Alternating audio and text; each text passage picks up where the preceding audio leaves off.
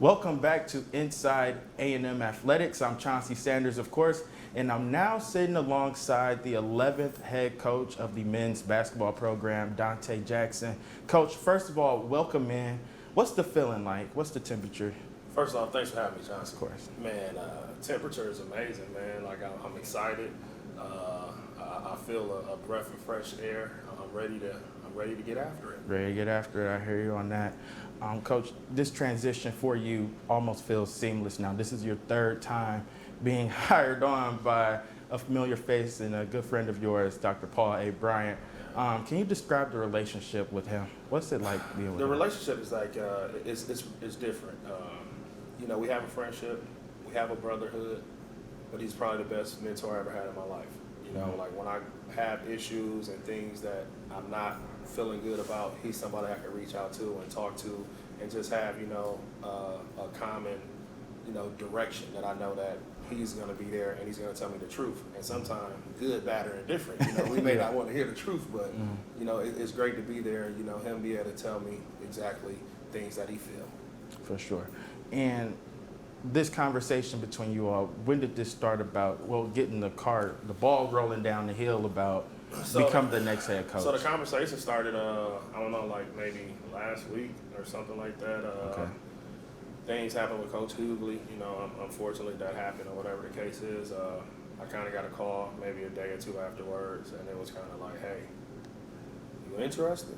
What's up, bro? And I'm like, man, I'm good, bro. Like, I'm straight.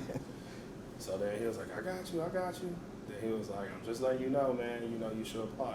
Just go through the process. And I was like, man, it's called the AD. Call my AD. He was like, well, all right, we're going to do it right.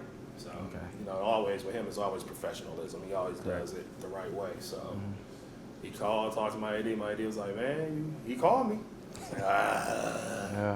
So then it was like, all right, let's have a conversation. We talked a little bit. We talked about some different things that's going on here at the Hill. And I started thinking to myself, like, all right, now this is a real conversation I have with my wife and kids. Like, it's a real conversation. So we started talking a little bit, and we got in depth, and I talked to my wife a little bit more, and we went all the way to the bottom of the ninth. Like, we went all the way to Wednesday, to try to figure out, like, we gonna do it. He like, I got another candidate, man, so if you ain't gonna do it, you need to let me know. And I'm like, I'm gonna do it. Okay. And I was, it felt good. It felt good in my spirit to do it. For sure. What enticed you about this community, this campus here at Alabama A&M, to make it so attractive to leave a place like Grambling where you have been for years? Well, I think that it wasn't the fact that, it was anything wrong with Grambling or anything of that nature.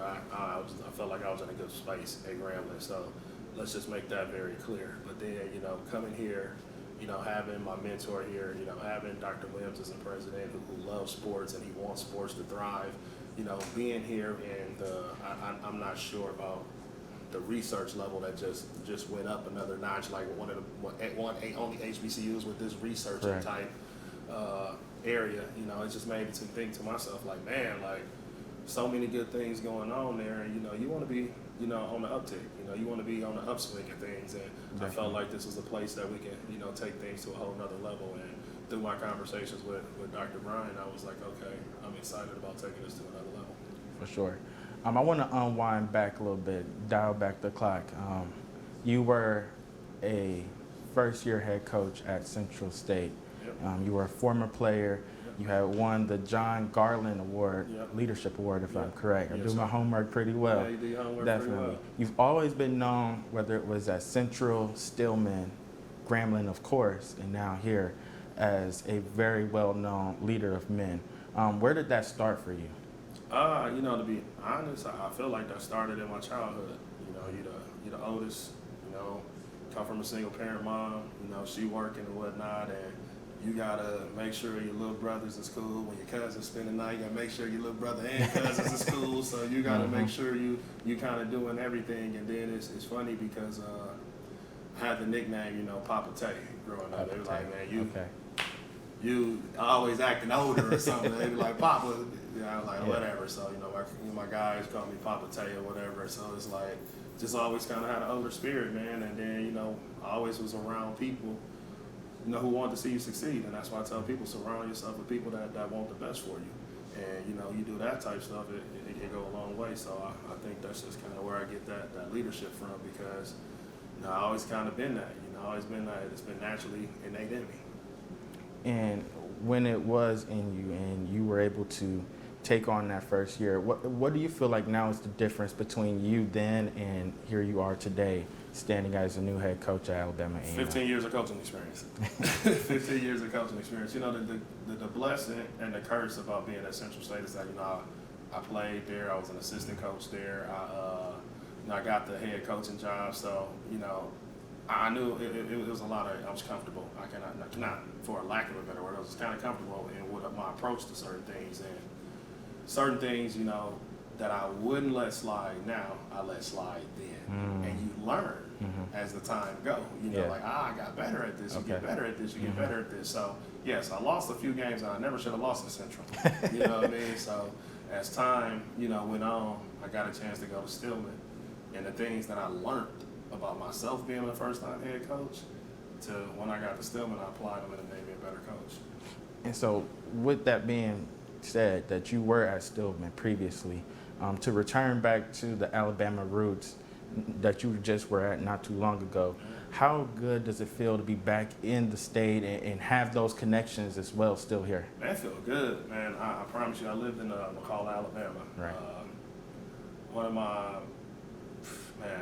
best encounters was my neighbor, Justin Lewis. And to know that I'm only an hour and a half down the road from him, man, I can go, my sons can go back and play with his sons, man. Yeah. You know what I mean? It's, instead of being 5-6 hours, even he coming to SWAC championships That's awesome. and still supporting. Yep. You know, man, it's just being here in Alabama, man, it was just a good feeling. And it was a feeling of home. So when I moved from Ohio down to Alabama, like my wife made some incredible relationships. I made some incredible relationships. So it was just, you know, coming back here was like second. It wasn't a second thought after we really sat down and discussed everything. For sure. And now you guys are transitioning here. Another familiar faces with Dr. Bryan and staff. Of course, you'll have a better supporting staff here as well since you were previously here in Alabama.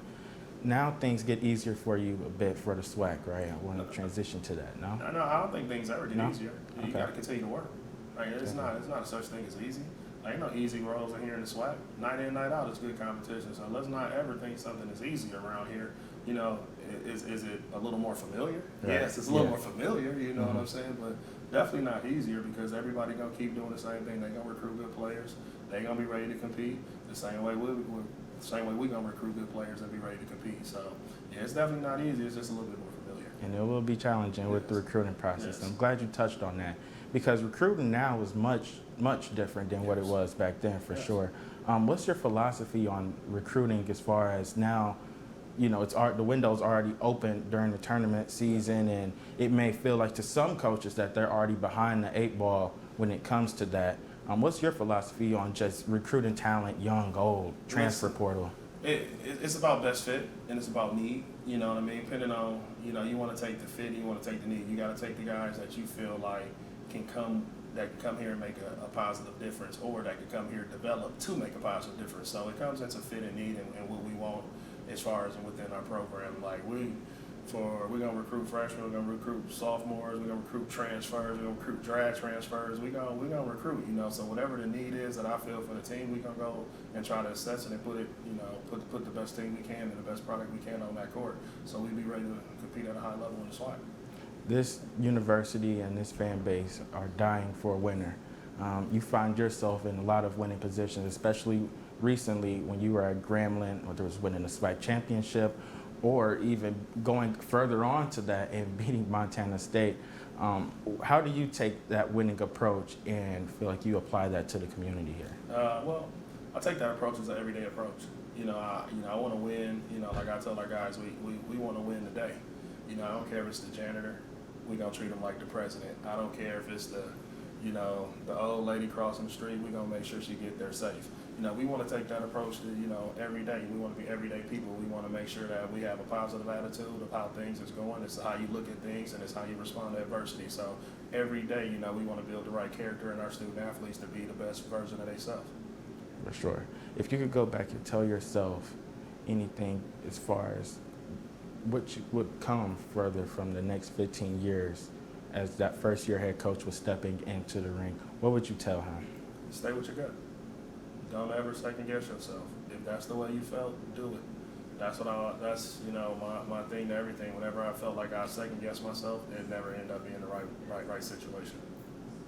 For sure. Last but not least, the challenges of the SWAC. We touched on it earlier. You're going to have to see guys like Southern, of course. Grambling, I'm sure whoever will fill in next will be still prepared to go on. And of course, on this side of things, you got Alabama State. Yes. What's your approach to these rivalries and the conference itself? My approach to the conference is it's a tough night every night. We got to prepare to win every day. Whether it's Southern, whether it's Grambling, whether it's Alabama State, as you said, like we got to prepare. From Coach Jones at Southern to Coach Matlock at Alabama State, they're going to have their team prepared to win, and we got to come in. We got to, keep the same honor we've been doing, and it goes great with our Bulldog, about us being Bulldogs, I should say. We always talk about feed. We got to feed ourselves. We got to be more focused than the opponent. We got to have more execution than the opponent. We have to have more effort than the opponent. We have more discipline than the opponent. And if we carry those goals throughout everything we do, from the classroom to the court, we'll be able to feed ourselves.